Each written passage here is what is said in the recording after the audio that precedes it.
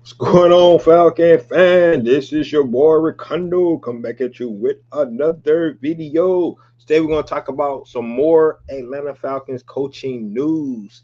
Some of the rumors that's out there. It's so many rumors out there, guys. You don't know what to believe.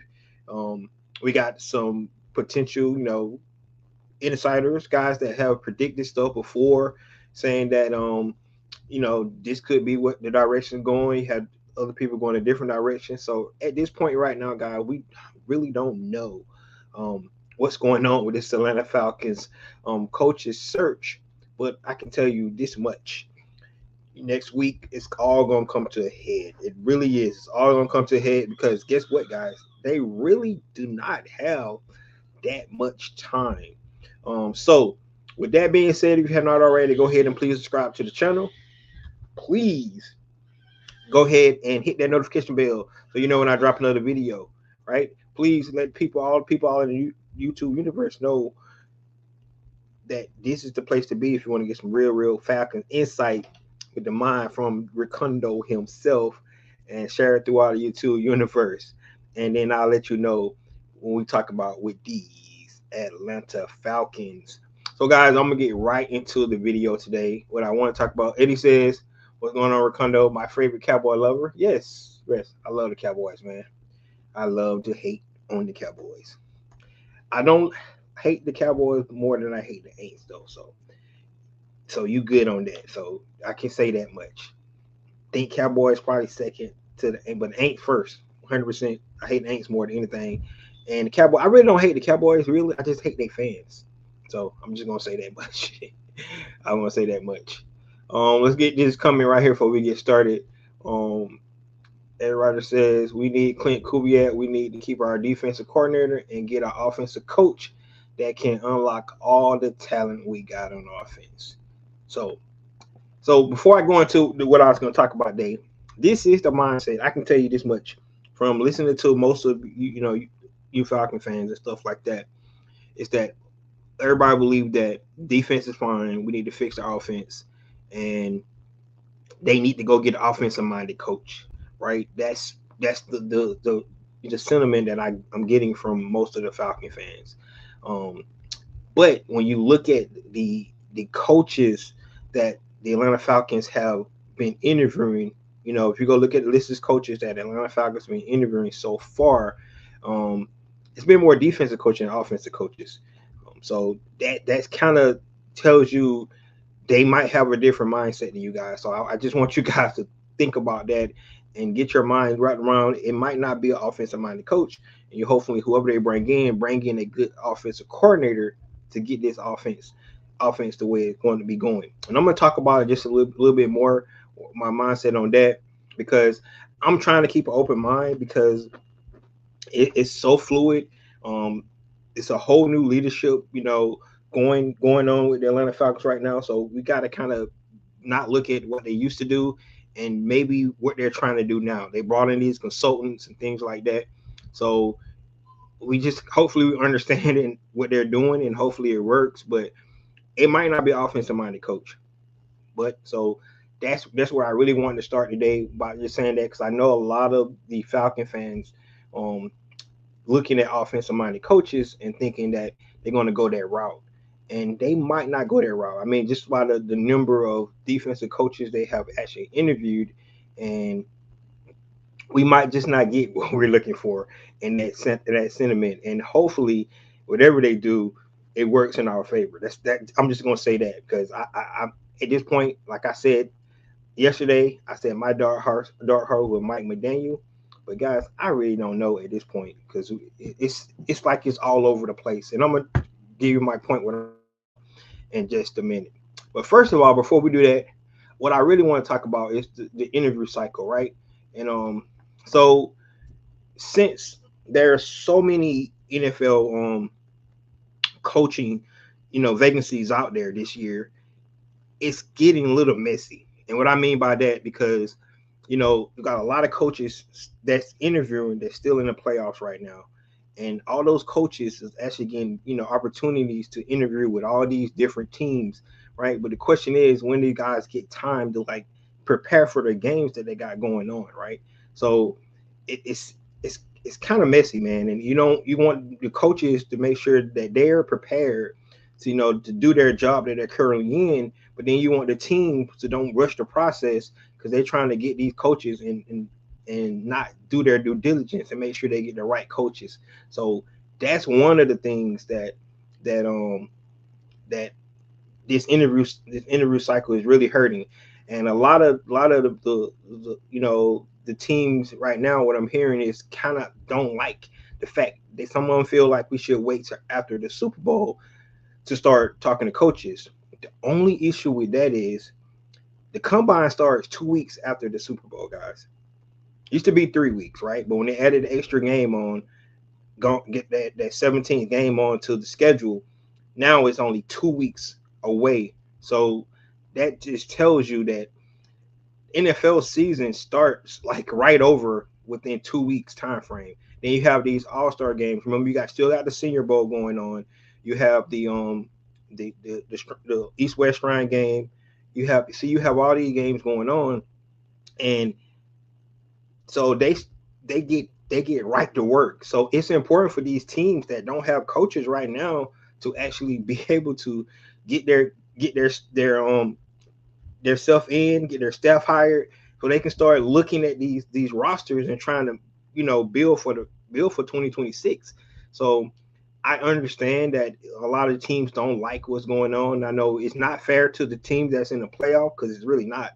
Um, I mean, like you heard Robert Sala's interviewing with a team like later on tonight, right? Because that's the only time he's going to have to interview with a team. So he, prepare his team, get ready for the game that's going to happen, right? And then he's going to do a quick interview with a team, right? That's so unfair to the team that's interviewing him and to him and his team that he's coaching. You know what I'm saying? That's so unfair to me. And personally, I just think that they need to figure out something. But I understand that teams got to do their due diligence here. And the saddest part about it is that, like I said, they don't have time to wait till after the Super Bowl. It just wouldn't work because it'll be a time crunch, right?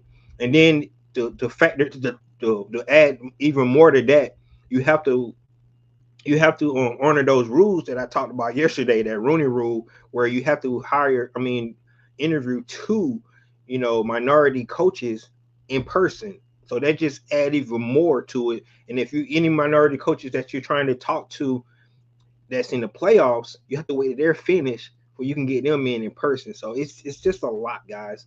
And so and that's one of the things that's going on now, especially when you got 8 vacancies still open, right? It's just a lot, and a lot of these guys are being bounced back and forth from team to teams to teams to teams, and it's that's why at this point in time, guys, we don't know what to believe. You hear a report here, you hear a report there about the Falcons. You don't know what to believe, and that's just the case. So I gotta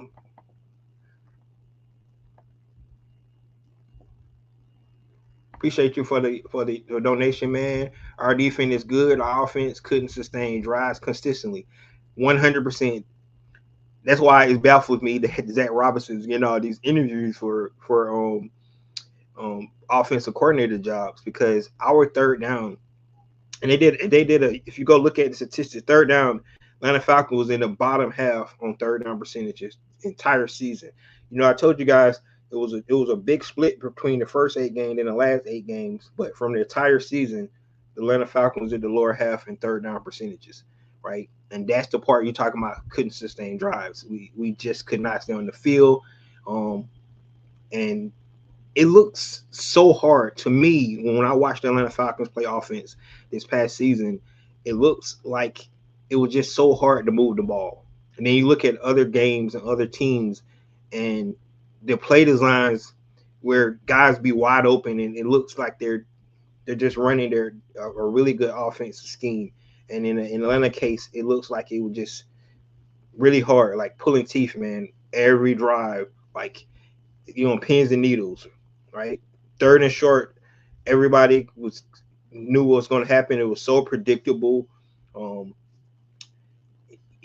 Other guys didn't get involved. I mean, you had your running back probably being second on the team with um, I think he was third because I think it was Drake London, Kyle Pitts came on, of course, at the end. Then Bijan Robinson was third on the team receptions. That's not good when you need your receivers, your other receivers, to be able to be productive, but they wasn't, and you know, it just wasn't a good scheme. So I agree with you, but what I'm saying is just hopefully if they don't go offensive, coach, hopefully they bring in a good offensive play caller to fix this offense, right? That's got to be something that they need to look for. All right, Eddie says, I'm not sold on the former DC. I truly believe Raheem was running him. I asked anyone to revisit the old Jets intern situation and how things fell off for former DC. Yeah, but you can say that, but at the same time, when you become a head coach, that put a whole different responsibility into your lap as well. So you're not just running the defense anymore. Now you're running the whole team. So that does play a bigger role because you're not just worried about defense. Now you got to worry about the whole team. So when he becoming the intern, you could use that as an excuse. I'm not saying that is an excuse, but I'm just saying he's not just a defense coordinator. He's still calling plays, but at the same time, now he got to get the entire team ready to play and game plans and things like that. So that role changes when you become the intern coach. So I'm tracking what you're saying, but just look at it from that standpoint as well, where he himself, just was probably overwhelmed about taking over that position. Um, Jeff Ulbrich is good when he's a good minded head coach in place. Period. You don't know that for sure. You just don't know that for sure. I mean, we don't know what Raheem was doing. You can assume, but we don't know that for sure.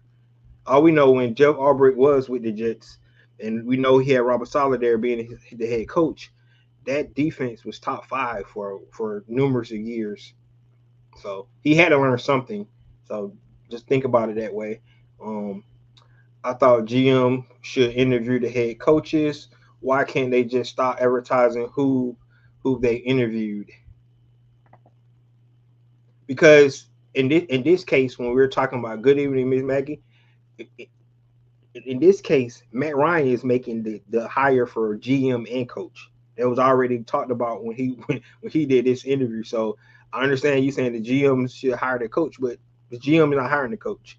Matt Ryan's hiring both, right? He's trying to make sure they're synced together and the same way, they have the same clear vision.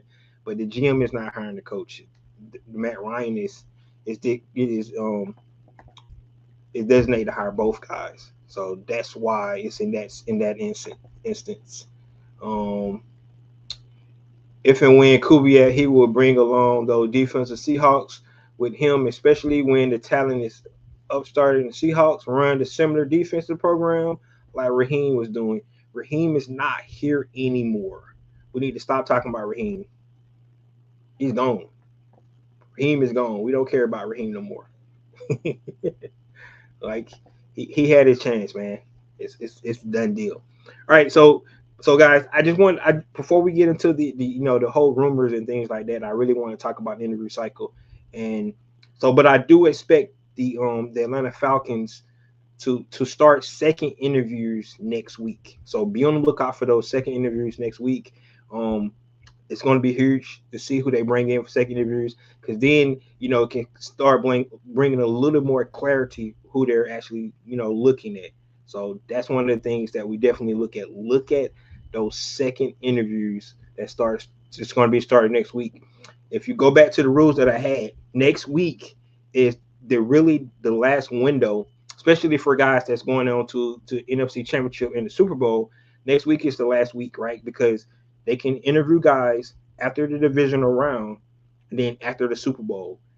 They can't interview guys during the championship week, the NFC and AFC championship week. So that's not on the table. So they need to get their interviews out the way this upcoming week. So like I said, I expect to see a lot of movement on all the teams, not just the Atlanta Falcons, on all the teams this coming week. Or they're going to be waiting to have the Super Bowl. So it's really going to be interesting to see how they really do that. All right. Before we get into that, it was announced that Atlanta Falcons did finalize their interview with Antonio Pierce, right? So that's one of the guys that was on the list. So Antonio Pierce, another defensive minded guy that they're interviewed today. So they finished that interview today. Also, it was noted that they requested an interview with the Buffalo Bills, Joe Brady, right? And the offensive coordinator for the Buffalo Bills. They requested an interview with him. They told to do that on Sunday. So that interview is supposed to goes on Sunday. This would be the third time they have interviewed Joe Brady for the head coaching job. They interviewed him in 21, they interviewed him in 24, the Raheem cycle, and they interviewed him again. So this would be the third time the Atlanta Falcons have brought in Joe Brady for interview to be a head coach. So that's an offensive minded coach, of course. At one point in time, the Buffalo Bills had the best offense in the league, right? And you looked at the weapons that they had, wasn't that great of a weapon, but they did have a Josh Allen. So that's something that's just not to sneeze at right there. So, but if you look at that, so this will be the third time they're interviewing Joe Brady. So just think about that. So Antonio Pierce is completed interview with him, which brings the total to 9 guys so far that they have interviewed. Joe Brady would make 10. So look at both of those guys to be interviewed here. And then last but not least, Robert Saleh, they requested an interview with him. I think he's interviewing tonight with the Arizona Cardinals head coach position. And we don't know when he's supposed to interview with the Atlanta Falcons. So and it's interesting about that because when we get into my next topic, we're going to talk about Robert Saleh here in just a minute. Eddie says, "You Connor. You misunderstood the point. I'm going to scam into your spot and light take over. Whatever, man. I know what you're talking about, dude. I know you're talking about. You said Pierce is straight Rooney blogger. Probably. He probably is.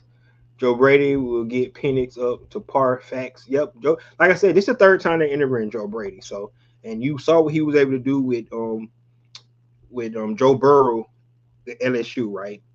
Because guys, we didn't even know who Joe Burrow was till he got to LSU under Joe Brady that last season. And he had probably one of the greatest college seasons ever, right? Now Mendoza might top that what he's doing right now in the college football playoffs. But that year Joe Burrow had in college up under Joe Brady was something special. It really was. Now he had weapons. Don't forget who the receivers on that team: Jamar Chase, Justin Jefferson.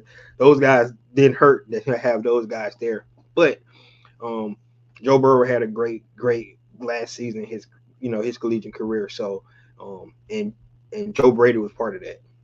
So that is a good point. What he might be able to do with Michael Penix Jr. So be on the lookout for that as well. All right. So let's get into my next topic, guys. Next topic is the GM search. So if you watch the Matt Ryan's press conference, introduced him to be the president of football. They mentioned GM interviews, right? They mentioned GM interviews, and they was gonna go simultaneously with the head coaching interviews. Well, at this point, we haven't heard any. They haven't mentioned any GM interviews at all, right? Now, it was reported before Matt Ryan got hired that those interviews that they did with guys for the president of football could be looked at as interviews for GM as well. And in my opinion, it seems like that's what's happening here because we haven't heard any GM interviews, and we was told they was going to go concurrent together, correct? But we haven't heard about any GM interviews at all, right? So today, Ricky, the insider that really posts about inside NFL stuff, he came out and said that Michael Parsons was getting traded 3 days before Michael Parsons got traded. He talked about John Harbaugh going to the Giants. He was right on that. So he has been right on a couple things. And today he reported that Josh Williams was going to be the GM look like he's the favorite to be the GM for the Atlanta Falcons. Now, if nobody don't know who Josh is, he's been with the San Francisco 49ers for 15 years. He's the director of the scouting department for the 49ers right now.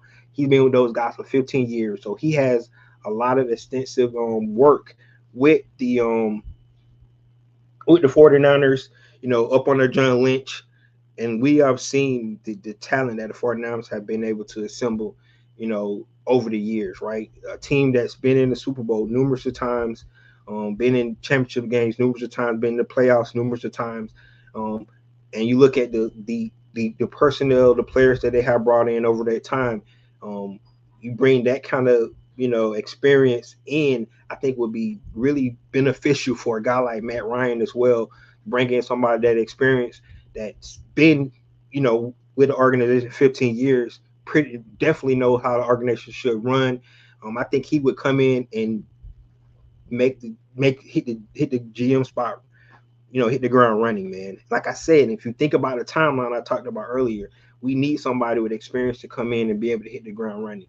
Now, we assumed that it was going to be Ian Cunningham because of the ties that that Matt Ryan has with Ryan Poles, up in Chicago. But it looks like Josh Williams might be the guy that now is listed as the front runner. Like I said, guys, it's all kind of rumors, so we don't know if this is true that he's going to be the front runner for the GM position.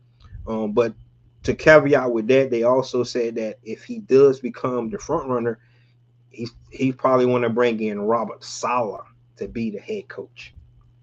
So when you're looking at that, now that makes you think, right?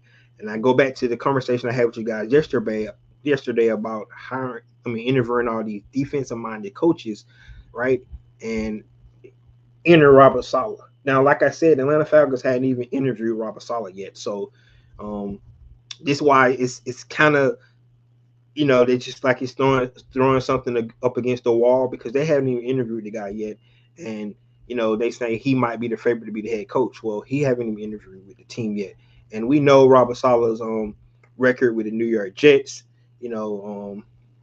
what transpired there.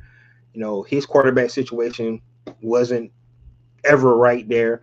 So I guess you can give him a pass for that. His defense was excellent while he was there. Like I said, the years he was there, his defense was in the top 5 every year. That's really the honest truth. So the defense was there. And if you're looking for an identity for a team, that's where this identity for the New York Jets at the time was, their defense. Their quarterback play just was not where it needed to be at all. So so if you're going to give him a pass with that, which inserts what's going on to Atlanta Falcons, the quarterback situation is not, it's unknown by it. So he would become in the same kind of situation, and would he be able to handle that, right? Being a defensive coordinator. And then go back to the earlier question about the offensive side of the ball, who would he bring in to be his offensive coordinator to fix the issues we've been having on offense these last 2 seasons with Michael Penix Jr.? So that would be interesting. So right now, like I said, it's a rumor that's out there. Doesn't mean that it's true, but it's a rumor out there. A guy that's been predicting, certain things. He was spot on because he had insider info saying that the Atlanta Falcons are looking at Josh to be the GM and Robert Saleh to be the head coach. So I have to play devil's advocate here because that's what I'm here for. I don't like the idea of him coming in. However, if you was to bring a guy like him coming in, I'm thinking about a guy that probably can establish a culture here, right? And an identity. The identity would 100% be a defensive-driven team. That would be the identity, right? And honestly, guys, when you think about Atlanta Falcons, we never really had that kind of identity with the Atlanta Falcons. So it'll be interesting to see, where Matt Ryan, the guy that probably had the most success on offense in Atlanta Falcons history, from for a period of time, to hire a defensive-minded coach and the Atlanta Falcons become a defensive-minded team, and that'll be their identity with a pretty good offense on the other side, right? So it'll be interesting to see if that's the vision and the alignment that Atlanta Falcons trying to go. Like I said, the Atlanta Falcons has never been known for their defense like that. So it'll be interesting to see if that's the new philosophy. Like I said, it's a whole new leadership that's up there and up there Fiery Branch, Matt Ryan at the helm. And maybe, just maybe, guys, they're looking at it something different. Instead of always saying we're just going to have an explosive offense and do this, we're going to create an identity where defense is driven, and we're going to make sure that that's going to be our identity, and then utilize our offensive talent to put points on the board, but you are not going to be able to score on us, right? We're going to be hard nosed defense, and something I talked about a couple years ago, where Atlanta Falcons could be, bring that Pittsburgh Steelers, that Baltimore Ravens, that nasty defense to the NFC South, where most of the teams are finesse teams and like to be pretty with it, like Atlanta Falcons have always been, instead of being a defensive minded team. I'm just playing devil's advocate. I want an offensive minded coach. I'm just saying maybe that's their philosophy. We don't know, but if you go down this route and the ideal of them interviewing so many defensive minded coaches, it just could be the way they're going, guys. Just saying. I'm just saying. I don't know. I don't have any inside tips of what's going on in Flowery Branch with their mindset, but it does look like the most guys they're interviewing is on the defensive side of the ball. So maybe it's just a change going on. So that's something that we could, when you sit back and look at it and think about it, just think about it from that standpoint. Let me get some of these comments here.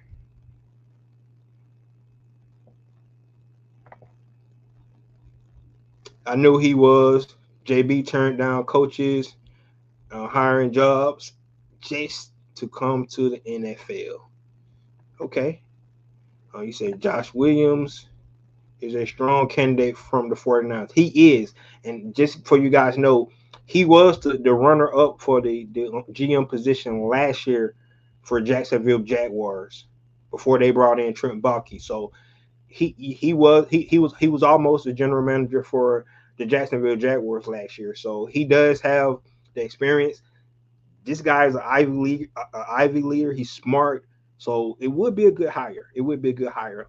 I'm not really versed on all the GMs out there, but just looking at his background and doing a little homework on Josh Williams, it does look like he would be a really good hire. And like I said, with that experience, being with the 49ers organization, a really good organization, would definitely help out our new president of football and Matt Ryan. So, good point on that. He said since Blank kept Jeff Ulbrich, the next head coach, would be a great fit because of those players on offense would be Mike McDaniel. Right. So, like I said, he's my dark horse. I'm just saying it, guys. The kid, like if you go look at some of his interviews and look, how he speaks and his mind, how it works on the offense side of the ball, he's the kind of guy really that you would want to hire and utilize Bijan Robinson like he used A-Chain this year, guys. I mean, just think about what he could do with Bijan Robinson, and and that arm that Michael Penix got. So I'm just think about that when you think about Mike McDaniel. Ricondo, another video. That's right, man. That's right. I just want someone improving, not hoping the head coach is a good leader. Well, see, it's funny when you say proven, right? Because you got to remember, any coach that coached before, that means they got fired, right? And that means they probably got fired because they had a losing record, right? Most coaches don't get fired because they were winning. Of course, John Harbaugh, that's why everybody wanted John Harbaugh, right? But most of the time when coaches get fired is because they didn't do well, right? Something happened with the team. It wasn't growing. It wasn't going in the right direction. So if you say proven, it's just like sometimes you got to just take a shot with a brand new coach, somebody that never coached before, and see what he can do. right? Like I said, you might find your next Sean McVay.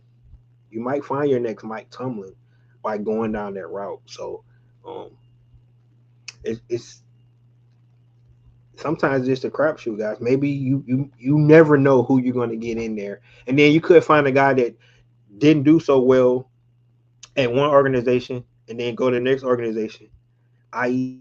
Belichick. People forget he was the coach for the Cleveland Browns, right? And he didn't do that well in the Cleveland Browns, but then he went on New England, and the rest is history. So, like, you never know what happens. Look at Andy Reid. Andy Reid was a good coach with the Philadelphia Eagles, but he could never get over the hump. Now he goes to the Kansas City Chiefs, been to the Super Bowl 5 times. So a different scenery could be a good thing. So you never know. It could be the fit. It could be you want to make sure you get that sync with the GM and the head coach. So that's the way to look at it. Um, you said Todd Bowles with the Jets had a similar quarterback situation, but landed on his feet in Tampa. Exactly. That's what I'm saying. So that's why I say about Robert Saleh. I think you're making a point about Robert Saleh with the Jets coming to Tampa and turning things around. That's correct. Um, the defense identity didn't work with Quinn, and yes, he took them to the Super Bowl. But how did that work for him after? Yes, that is true. That is true. But with Dan Quinn, our identity wasn't defense at all. It was offense. You got to remember, we had the MVP on our team as quarterback. He threw the ball. He threw touchdown to 13 different pass catchers that season. Matt Ryan was was lights out. So even in the Dan Quinn era, it was all about the offense. Kyle Shanahan and Matt Ryan. Like that's what that was all about. So Dan Quinn was a defensive minded coach, but the identity was not defense when Dan Quinn was here. It was all about the offense. They look how much money they put on the offensive side of the ball during that time. Julio, right? Matt Ryan, all those offensive linemen, Grady Jarrett, Chris Lindstrom, Grady McGarry, right? They had all the money on the offensive side of the ball. That identity with Dan Quinn was not defense. Even though he was a defensive minded coach, the identity was straight up offense. I'm talking about really going in and saying that we are the 2000 Ravens, right? You're not putting up more than 16 points on us a game, right? I think they said you give us 10 points, we got you. And Shannon Sharp, listen to him say, he said, Ray Lewis say, give us 10 points, we winning. Give us 10 points. Till you go to the offense, give us 10, we winning. Like that's what I'm talking about when I talk about identity defense. I'm not talking about what Dan Quinn was doing because that's not the same. I'm talking about really honing in and saying that you're not gonna be able to move the ball on us. That's what I mean. Right? That's what I mean by that. And I'm not saying that's what I want. I'm just saying that could be their philosophy. I'm just talking, guys. I want an offensive guy. I want points on the board. So I'm with you. But I'm just saying that could be their philosophy. I beg to differ. The early 90s, the Falcons had the second best D in the NFC West behind the Niners. Okay, yeah, you're right. You're right. Defense was good back in the day. Back in the day, you talking about, I guess you're talking about the year where we went to the Super Bowl with Dan Reeves, right? 1998. Yeah, they had those guys with Darryl Talley and all those guys. Yes, that was pretty good defense. I agree. But we talked about Dan Reeves. Dan Reeves was a great coach. Great coach. So yeah, if you're talking about those guys, yes, but look at who the coach was. That was Dan Reeves, who went to 5 Super Bowls. So I'm tracking on you on that. Um, to be clear, Blank kept Urbic, so it's going to be Jeff's defense. Yeah, but again, he kept Urbic, right? He kept Jeff Ulbrich, but it's going to be up to the head coach who they hire the defense coordinator. So Jeff Ulbrich might still be out the door. Just saying. So you got to look at that because he's still on the contract. They blocked it because they do like what he was able to do. But at the end of the day, whoever new head coach in, they're not going to dictate to him. He have to keep Jeff Ulbrich. So just keep up. think about that. King, what's going on? What's up, man? King, Atlanta supporter 1. Falcon will be dangerous. If they can get their shit together, they will be. If they get their shit together, they will be. He said, stop it, the Devils, being Devil's advocate. Just bring the best, most complete coach for the job. Who is that, though? That's the question, man. Who's the best complete coach for the job? Who is it? We don't know, right? People clamoring for Clint Kubiak. Clint Kubiak has never coached before, head coached before, right? So we don't know if he's the guy. We don't know he's the guy. We just don't. Just just got to look at it that way. You said Mike McDaniel was an Ivy League guy. How did that work for him in Miami? Hey, first 2 seasons, he was there for 3 seasons. First 2 seasons got to the playoffs. First 2 seasons, he got to the playoffs. They hadn't been in the playoffs in a long time. And he went with a tool who, couldn't stay healthy, and so I'm just saying. I don't want her. I just because if you believe Jeff will break his defense, you want somebody to fix the offense. Mike McDaniel by me, but my problem with Mike McDaniel is I don't know if he can lead. That's my question with him. Is he a good leader, right? I would rather have Mike McDaniel honestly for an offensive coordinator, Vice being the head coach. But it's a lot of head coaching openings out there, and I don't know if he get offered a head coaching job, would he take that job? You know what I'm saying? Pete Carroll, but Belichick won in Cleveland.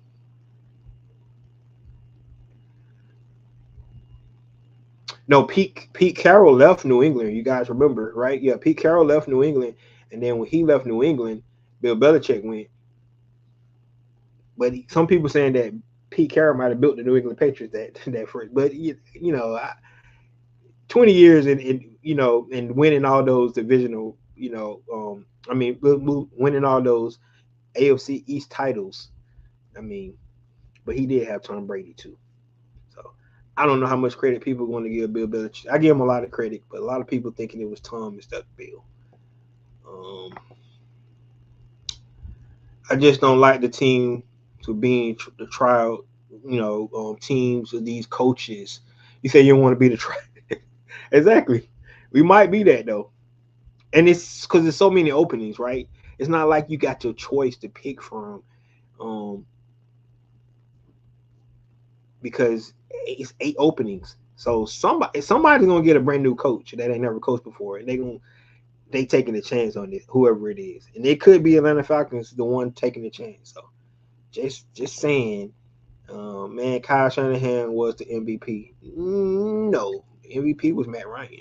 You want to go back and look? Go look at the 2016 MVP, and it'll have Matt Ryan name beside it. They drafted all those offensive players, Ryan Julio, and the rest. 100%. That was Thomas Dimitrov. That's who that was. It was not all those guys I was talking about on the offense side. All those guys who drafted was Thomas Dimitrov. So it wasn't Terry Fontenot. Dan Reed was so great. He lost all 5 Super Bowls. He got him there though, man. He got him there. He did lose all 5 Super Bowls. Touche. But he got him there. We can't even get there. Look at the Cowboys. When last time they been to the Super Bowl? I had to, Eddie. I had to use the Cowboys. And they didn't have anything to do worthy since the departure. Matter of fact, trade for Kyle Shanahan, and we all can stop talking. Well, Kyle Shanahan, the reason Atlanta Falcons lost the Super Bowls in the first place. Just like he lost his 2 Super Bowls that he had since then. He the reason they lost. Because if you just run the ball, Kyle Shanahan, you would have won. He would have won, with the Falcons that year. You run the ball. He would have won against the Kansas City Chiefs that first time. And then the third time he lost against Kansas City Chiefs, Second time he lost against Kansas City Chiefs, he didn't take the ball and like bad coaching. He didn't take the ball at the coin toss, man. That was stupid. So, who should the Falcons bring in and why? Who should the Falcons bring in? I don't know, man. I'm gonna be honest with you. I have no idea. I just hope they bring in somebody that can identify the because if you look at it, guys, look at it like this: the Atlanta Falcons lost 2 overtime games, right? They lost a game where the field goal kicker. They lost 2 games where the field goal kicker missed kicks, right? The first game of the season, the New England game, we could have tied the game there. We lost 2 overtime games, um, and then we lost a game against the New York Jets. I that's just that's we should never have lost that game. So we lost a game to the New York Jets. So I don't think the Atlanta Falcons is as far as way so many people trying to make it seem, right? But what you want to do is bring in a coach and a GM that can identify the holes that we have to get us over to get us to win those overtime games, to make the field goals when we have an opportunity to make the field goals, and don't lose to teams that you have no business losing to. That's what I'm talking about. So I don't know who it is, but if they could bring somebody in that's going to fix those things, fix those discrepancies that we had, and I think the biggest thing is what Arthur Blank talked about is accountability. Um, you have to hold people accountable when stuff like that happens. Special teams, we really lost that New York Jets game because of special teams, right? But then, like I said, we missed 2 field goals in another game and 2 other games, special teams. In the Indianapolis game, we went overtime, but you look at special teams in that game, it was a problem. So special teams was riddled all over a lot of Atlanta Falcon losses, right? So one thing they do, whoever they bring in, they need to fix the special teams. Secondly, everybody been talking about it, all night. It's the offensive side of the ball. We got to get some consistency going offensive side of the ball. That's 100% what needs to happen. And then defense was not perfect, right? Defense did give up points, but the biggest thing for defense is they got to be able to stop the run first. I think they finally fixed the pass rush, which been something that's been hunting the Atlanta Falcons for probably a couple of decades, man, since John Abraham left. Be honest with you, but they seem like they finally fixed that. So now they got to be able to stop the run on defense side of the ball and kind of look at their some of their secondary players, especially cornerback too, and fix that. So it's some little holes they got to fix, but it's not a lot, honestly. So, and that's why Raheem probably felt like he could have kept his job because he was right there, but wasn't willing to do the things he needed to do. It's just my opinion with Raheem Morris. Um, Brian Flores would be perfect for the Falcons. I agree. I think I like Brian Flores. What he was able to do with the Miami Dolphins before they let him go, because I said this earlier. Usually coaches don't get fired with winning records. Brian Flores did. He got fired with a winning record. So that's notable on his behalf. But it looks like he might be the favorite for Pittsburgh right now. So I don't know. And the Atlanta Falcons hadn't even requested an interview with him, so I don't even know if he's on the table. Eddie says Pete Carroll did build that team, but wanted to be over operations too. So Kraft fired him. Then Belichick resigned from the Jets and got him hired immediately. There you go. Yeah, but then he let Bill Belichick be over all the operations. So he still gave in somehow. I don't really understand why he let Pete Carroll go.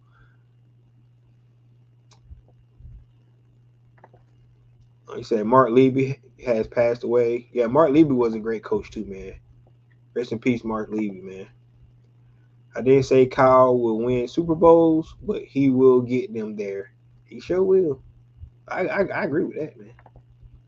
He probably one of the best offense coordinators in the league. I ain't gonna say greatest, but one of the best offense coordinators in the league. The Falcons got to get it together. 100%. I do agree with you on that.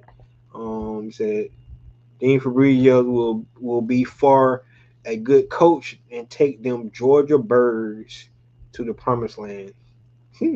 Man, please. That dude that dude can't even start having DUIs. That was a low blow. My bad. Shifting gear, who do you like in the national championship game, Indiana or Miami? I'm going for the underdogs. Everybody's saying the U is back, the U is back. And honestly, I'm just being a hater because I don't want Carson Beck to win because he left Georgia. So I don't care who wins, man. I don't. I'm just being a hater because I don't want Carson Beck to win. So I'm going for Indiana. Matty Ice will fit right in. I hope he do his thing, man. I just hope he do his thing.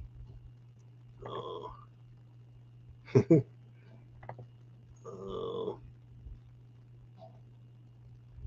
who are you going for tomorrow? Honestly, so that's a great question. So I'm going for the Niners. Because if you all you guys want Clint Kubiak and 49ers win Clint Kubiak, he's free to go. So I'm just throwing that out there. So if everybody want Clint Kubiak, root for the Niners. So Clint can lose and then he can be free to go where he want to go. Right? If you want Robert Saleh, right? Root for the Seahawks, and then Robert Saleh be free to go. So look at it that way. That's so. You said the U is the underdog. Yeah, yeah. They are the underdog. Indiana ain't lost a game this season, but everybody think Indiana is a fluke team, whatever. I don't. The way they put it on Alabama and who they beat? Who the other team they beat? Oregon. Oregon. I forgot who else they played. They put on Alabama, Oregon. Man, wow, that's a beatdown. Um, what you got against Carson Beck? He left Georgia. That's what I got against it. And then he gave us freaking Gunner Stockton. That's what I got against Carson Beck. If he knew he wasn't going to pro, he should have stayed at the University of Georgia. And we could have been at Carson. I mean, Gunner Stockton sucks, man. How about the 49ers win and Clint still ain't with the Falcons? That's true. That could happen. Because that means he wasn't a favorite. So all these reports that saying that he could be one of the favorites is not true, right? They said, dang, they are underdog. Dang, plus 7.5.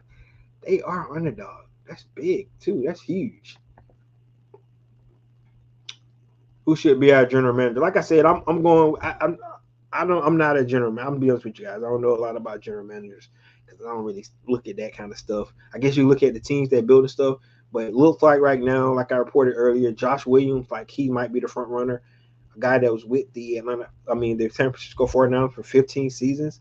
And if you look at the breadth of talent they have brought in there, I kind of like that. And I think, that much experience would definitely help, Matt Ryan to get into what he needs to be doing to being the president. So Josh Williams right now, or maybe Ian Cunningham, like I said, if they still want to go that route. Either one of those guys. Ian Cunningham, a guy who study up under Ozzie Newsome with the Baltimore Ravens as well. And then so I wouldn't mind him. And then coming over to be, studying up under Ryan Poles with the Chicago Bears. Look at the team they was able to assemble as well. So either one of those guys, Ian Cunningham or Josh Williams would be cool with me. All right. He says I asked because we need someone tough and not a yes man. 100%. You got somebody come in, and the coolest part about it is, um, hopefully you get those guys. They got the same vision, so you're not having somebody going against each other, going back and forth. We're like, nah, I want to do it this way. I want to do it this way. No, you want somebody that's those guys to not group think and everybody think the same way, but being able to have a somebody get on the same page, and maybe that's Matt Ryan be the tiebreaker. If you guys can't agree, we're going to do it this way. He says, "You okay, Raheem Morris comeback? Hell no, hell no. Raheem is the man. Yeah, Raheem cool, man. He's so cool. I like Raheem as a person, just not as my head coach." All right, what's next, guys? I forgot what else I had here. Okay, so surprise hires, right? So this is where I wanna be here for you guys, and let's we need to have the thought process that we might not get the guy that we thought we was going to get. Let's just be honest about it, guys. They interviewing so many people, and we might just not get who we think we're gonna get. Right, right. So the reports out there is Kevin Stefanski still one of the favorite guys. Nobody wants Stefanski, right? However, I want to pose to it. I want to pose because everybody looking at those last 2 years, right? But man, I don't know those last 2 years. If he can explain to me what happened, those last 2 years, I might be able to, work with it because the years but prior to that was decent. It were guys, it was decent, right? And then the word is that it wasn't his decision to bring in Deshaun Watson, give away 3 first-round picks. You know that hurt the team. You give away 3 first-round picks, you got that much money locked in at one position where it's hard for you to build a team to get to where you want to go, right? So whoever made the decision to give up 3 first-round pick, get Deshaun Watson, who did not pan out like they wanted him to, right? Um, so he could be the guy. So like I said, like he's not my number one guy, but I don't know if I'd be really upset if they hire Kevin Stefanski, right? I'm not 100% because the rumor is Matt Ryan wanted somebody with head coaching experience. If that's the case, Kevin Stefanski would fit that mold, right? Like I said, Robert Saleh would fit that mold as well, right? Um, like I said, it could be Jesse Mentor, the guy they hired, they interviewed yesterday. He's an up and rising star, according to a lot of people, and he could be somebody they're looking in. And like I said, this could be somebody that they want to build with a young coach, and he could be the next John Harbaugh, right, or the next Mike Tomlin, or the next Sean McVay. That's what they're looking for. Somebody that's young, come in and be a rising star and do something with this team, right? Look at McDonald out of Seattle, what he has done his first 2 seasons as a head coach at the Seattle Seahawks, right? Looking at somebody like that, somebody can come in and build a team up and take the team to sustainability and consistency over the years. That's what you're looking for. That's the kind of coach you want. And if they feel like one of these new guys, like a Jesse Minter, like a Jeff Hafley, right, like a Clint Kubiak, right, all these guys, brand new coaches, had never been head coaches before, they can come in and they could take this team to be more consistent and create sustainability over time, right? That's what you're looking for. So surprise hire definitely be in the books, guys. Right now, when you're looking at it, a lot of people saying Clint Kubiak, a lot of people saying Kevin Stefanski. Right now, the rumor about Robert Saleh is out there, right? But it could be none of those, neither one of those guys. It could be somebody new that come in that Atlanta Falcons really like, could do exactly what Mike Tomlin did to the Roonies when he got that job. He came in and he knocked their socks off, and he was so impressive that they hired him, right? A young coach coming in, defensive back coach coming in, and he knocked the Rooney socks off. 19 years later, he was still there. So you never know how these interviews go. That's why I say it's going to be really interesting when you look at the the second interview list that Atlanta Falcons bring in next week. It's going to be telltale who they got as their finalists, right? That's going to be really, really telltale who they bring in as their finalists.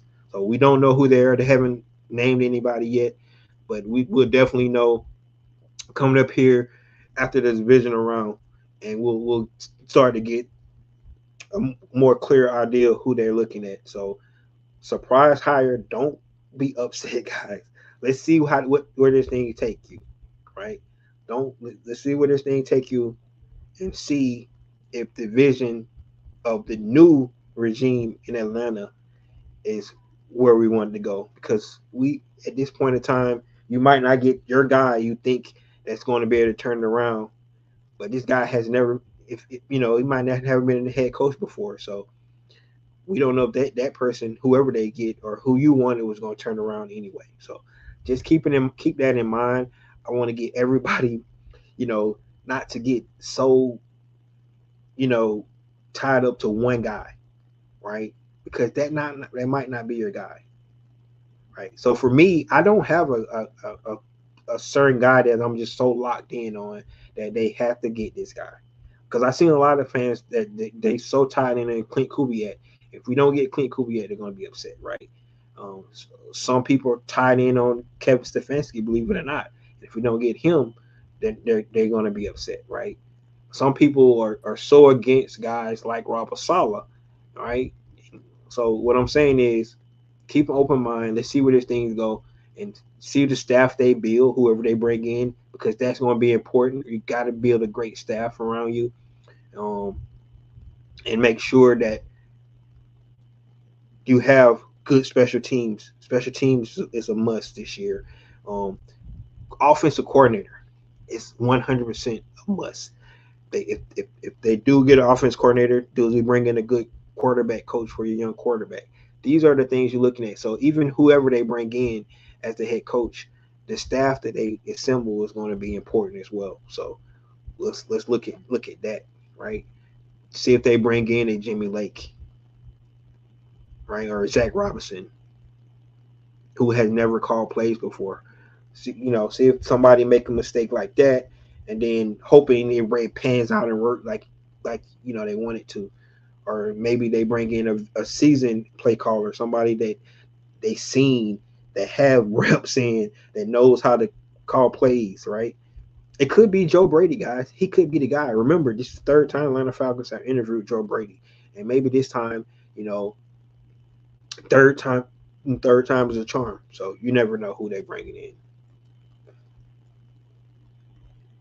We got a comment here. It says, for anyone just joining, he's talking about his transition. Please be respectful. Yep. All right. Let's see here.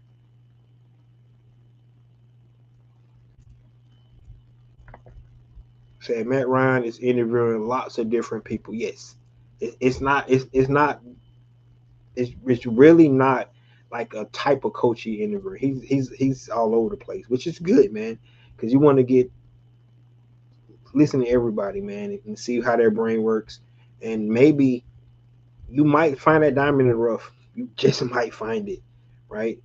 So I like the diversity that he's bringing in, the types of coaches that he's interviewing, and hopefully he's able to, deliver the goods this time.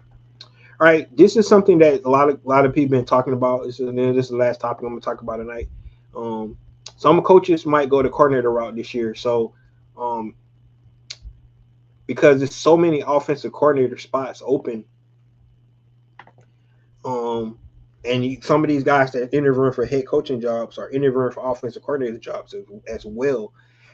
So they might decide that the opportunity to just be an offensive play caller, and reinvent themselves with like the Philadelphia Eagles that need an offensive coordinator right now, or the Detroit Lions need an offensive coordinator right now, or the Tampa Bay Buccaneers you get to work with Baker Mayfield, right?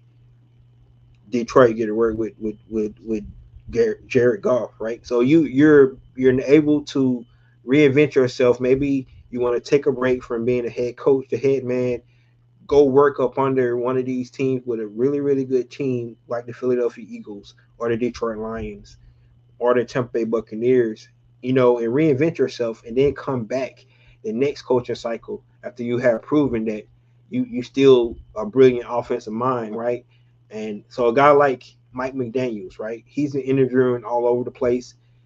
He might decide that he just want to be offensive coordinator this year. And actually, I think he mentioned that instead of taking just any old head coaching job, you know, and Arizona, let's just say Arizona, right? I don't know if I want to take that job. I don't know what they're going to do with Kyler Murray. I think I go in there, I might be a one and done coach, you know. So I'm gonna just go ahead and be an offensive coordinator this year, and I'm gonna take my time. Kevin Stefanski could also be that guy, you know. Maybe he decided that only offer he got, he didn't like the team. He decided he's gonna go back and be an offensive coordinator somewhere, reinvent himself, and come back and be a coach, you know, the next cycle. So look at guys like that as well to go be a coordinator somewhere else instead of being a head coach, right? Um, so that could be the case. That's one of the things that a lot of people been talking about because you know how they always say all money ain't good money. Maybe all coaching spots are not good coaching spots, right? And they're just especially the nature of the beast, especially your first time coach and you coming in and the team is in in a rebuild in flux, right? Like we look at the Jets coach Aaron Glenn. He's lucky. He's really lucky that they decided to not let him go after the last because he had a bad season, guys. There's no other way to sugarcoat it. Of course, they started to sell towards the end. They got rid of two of their best players, and Williams and Sauce Gardner. But at the same time, besides that, that was a bad season for the Jets. But guess what? They beat the Falcons. So that just speaks why Raheem's gone, right? The worst season that the Jets could have, but they beat the Atlanta Falcons, man. This just don't make no sense. And if they want to beat us, they probably have the number one overall pick. So that's what you get. You should get Aaron Glenn. The get right Falcons. If you want to get right, play the Falcons, and that's what they did. And then knocked them out of being the number one draft pick because that one win they won against us, knocked them out of it. So how about that? So that's what you get. But some situations you look at what happened to Gerard Mayo, right? He one season, and then a coach come in the market that you weren't expecting, and Robert Kraft go ahead and make a decision. He gonna cut bait with Jamar Mayo and go get coach he wanted all along, right? Because he didn't know he was on the market. That could definitely happen, guys. That could definitely happen for these young coaches that come in with teams and don't have a really good season their first season. To me, I'm gonna be honest with you, the most difficult job to take, in my opinion, out of these teams is the Baltimore Ravens job. Because they have their guy, two-time MVP, a guy that so the expectations for Baltimore is going to be high. Who for whatever coach goes in there, it's going to be high, man. It is. So to me, that's the most difficult job to take. You need to be ready to go because they're going to expect you to get Lamar back to his MVP playing level and being back in contention to try to win the Super Bowl. That's the expectations for the Baltimore Ravens. Not saying the other teams, they're in those expectations, but however, you can look at all the other teams around the league and be like, it's some question marks there, right? So, of course, with Atlanta, the quarterback situation, the Cardinals, the quarterback situation, the Raiders is 100%, rebuild, right? They're drafting their quarterback, probably number one overall. The Browns, quarterback situation. The Titans, rebuild. See, so you can look at it and kind of look at the landscape of the vacancies, and in my opinion, the toughest one is the Baltimore Ravens. So, guys, thank you guys for tuning in today. I really like to give you some news about what's going on with these coaching searches. I tell everybody, if you got your favorite coach on these teams this weekend, I guess you just root for the opposing team. and your coach will be ready to roll. So that's the way you look at it. I have no dog in the fight. I don't care who wins. I just want to see good football like we saw wild card weekend because that was exciting. I know the Seattle Seahawks are praying that Sam Darnold could go with that oblique injury he had. Um, However, the 49ers are still a depleted team, right? They pulled off a miracle in Philadelphia with all those starters out at certain positions. They just lost George Kittle, so still, in my opinion, even if Sam Darnold does not play, I still think the Seahawks will be the favorite because besides the quarterback, that they're in Drew Lock, you know, he probably can win some games for him. We'll see, and that would definitely um, tell you about Clint Kubiak. If Sam Darnold does not go and Drew Lock has to step in there and Clint Kubiak still calls an excellent game, yeah, he's the guy. I'm gonna say it right now. If he can go in and win a game with Drew Lock, he's the guy. So just go ahead and put that out there. Let's do that. So let's just go ahead and say that right now. Um, but there you have it, guys. That's what's going on. The coaching news for the Atlanta Falcons around the league, and we'll see who ends up being the guy. New news that came in today, 100% was Josh Williams and potentially Robert Sala being that dynamic duo coming from San Francisco 49ers.